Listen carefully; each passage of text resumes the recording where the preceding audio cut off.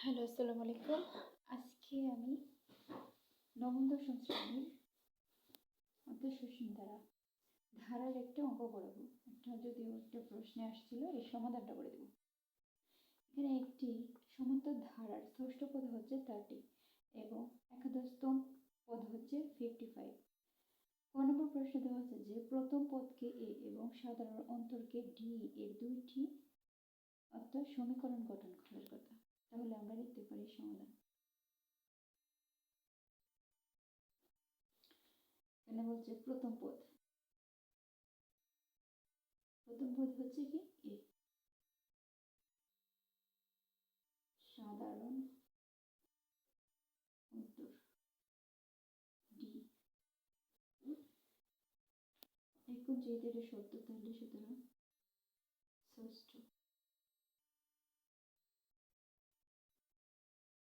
তম পদ সমান সমান আমরা লিখতে পারি এ প্লাস,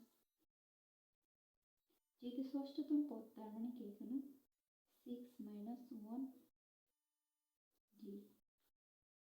ষষ্ঠতম পদের মান দেওয়ার কথা আছে 30, তাহলে 30 ইজ ইকুয়াল টু হবে এ প্লাস 6 থেকে যদি অন জায়গায় তাহলে থাকে কত 5 সাথে ডি। সুতরাং সমীকরণ দাঁড়াইতেছে তাহলে যে a is equal to 30 minus হচ্ছে 5d। এটা হচ্ছে কি এক নং সমীকরণ। এখন আবার দ্বিতীয় পদটা হচ্ছে কত 11তম পদ সমান সমান আমরা জানি কি a প্লাস n মানে 11, 11 থেকে যদি 1 চলে যায় তাহলে এখানে কত থাকবে 55 is equal to a সমান এতে a থাকবে তাহলে 10d। এটাকে আমরা ধরে নিলাম 2 নং সমীকরণ।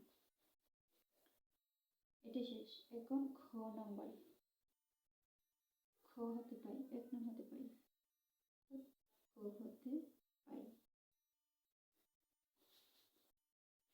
হতে পাই কি পাইছি যে a is equal to হচ্ছে 30 মাইনাস 5d, 1 নং সমীকরণ।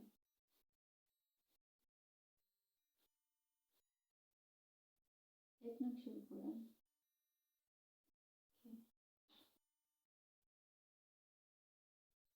2 নং আর 1 নং সমীকরণ 1 ও 2 নং হতে পাই। তাহলে 2 নং যদি 1 নং বসাই তাহলে তো হয়ে যেতেছে।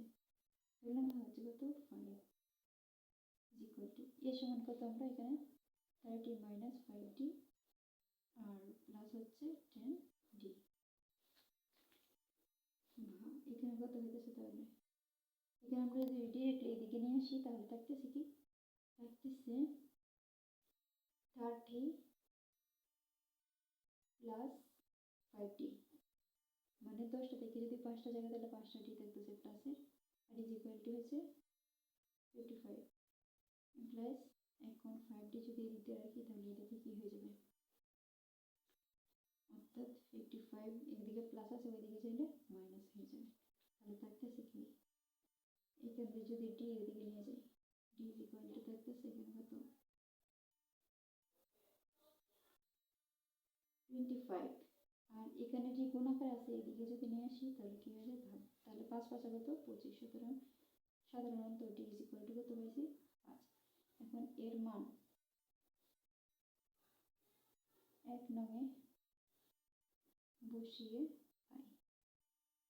তাহলে যদি 1 নংয়ে বসাই তাহলে কি থাকতেছে, তাহলে a ইজ ইকুয়াল টু হচ্ছে কি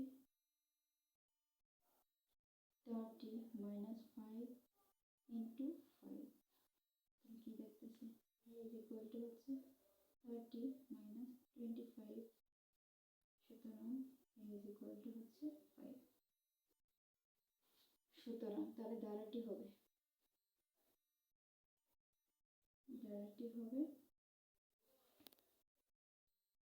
প্রথম পদ কত 5 তাহলে প্লাস দ্বিতীয় পদ কত হবে 10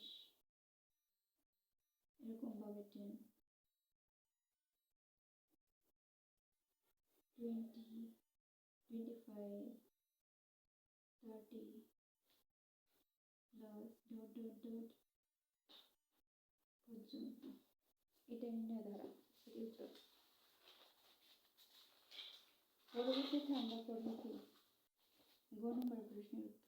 তাহলে গ নম্বরটা কি বলছে, উদ্দীপক অনুসারে ধারাটির গঠনও করে ফেলছি। এখন হচ্ছে কি গ নম্বর একটা বলছে কি যদি ধারাটি n সংখ্যক পদের সমষ্টিগত হয় তবে n এর মান নির্ণয় করো। তাহলে আমরা জানি সমাধান।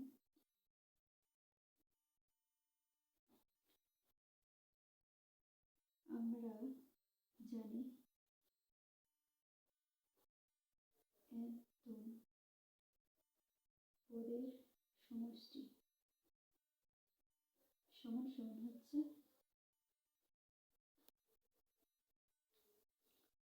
n-তম পদের সমষ্টি। তাহলে সমষ্টি সূত্রটা কি, n-তম পদের সমষ্টি হচ্ছে 2a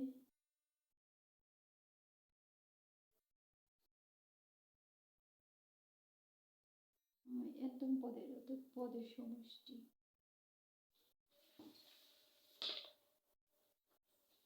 সূত্রটা আছে, সূত্র হচ্ছে কি এখানে আমি উল্টাপাল্টা লিখে দিচ্ছি। n-তম পদের সমষ্টি হচ্ছে কি n/2 হচ্ছে কি 2a প্লাস n -